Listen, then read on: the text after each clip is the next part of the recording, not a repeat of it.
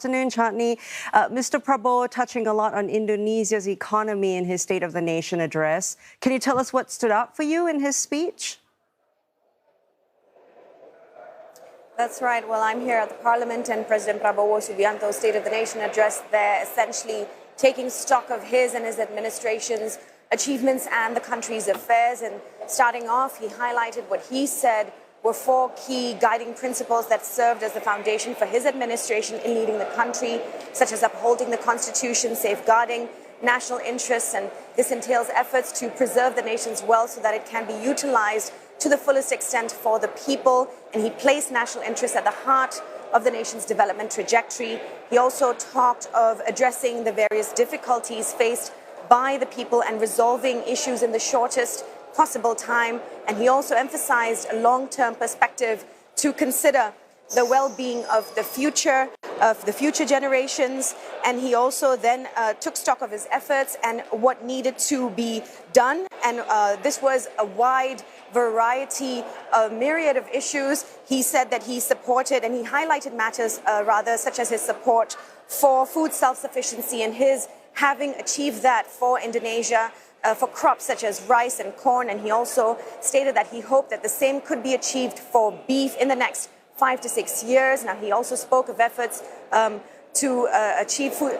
He also spoke of efforts to achieve food self-sufficiency, and he talked of cutting subsidized fertilizer prices by 20% and revamping a state-owned production plants and overseeing a national urea surplus that he said has transformed Indonesia into a key global fertilizer exporter. Now, other elements he spoke of included a projected growth of 6%. He also talked of finally seeing the results of the programs that he's put in place, such as his free meals program, the schools, the free health checks, and the village cooperatives program. And he also highlighted the fact that investment has managed to cross $100 billion and that this has created 2.7 million jobs. So much covered in about 2 hours of President Prabowo Subianto's speech, Chandni. But based on that address, what can we expect when he returns to deliver Indonesia's 2027 budget this afternoon? Well, investors are certainly monitoring very closely that upcoming speech by President Prabowo Subianto on the budget, and they're looking to see his policy direction, his clarity on his plan to centralize exports of key commodities. And for this speech on the budget, we are expecting him to touch on matters such as macroeconomic assumptions. This includes growth, rupiah exchange rate, inflation. We're also looking for him to talk on the fiscal posture that includes state revenue, state expenditure, and in deficit, among other elements. So we'll be keeping a close eye on that as well. Okay, I'm sure we'll hear from you again. Thank you so much. CNA's Chandni Vatvani reporting live from Jakarta, Indonesia. And of course, we are looking at market reaction in the country as investors digest President Prabowo's State of the Nation address. The benchmark Jakarta Composite Index trading higher at present. The rupiah, little changed this hour, holding on to its gains in recent days. Investors are awaiting President Prabowo's 2027 budget speech that Chandni just previewed. It's going to be happening later today. They'll be looking for details on the government's spending and financing plans. And a recap of our top story this hour, that's Indonesia's president listing his government's achievements in less than 2 years in office, 21 months to be exact, as he delivered his annual address to the nation before Parliament.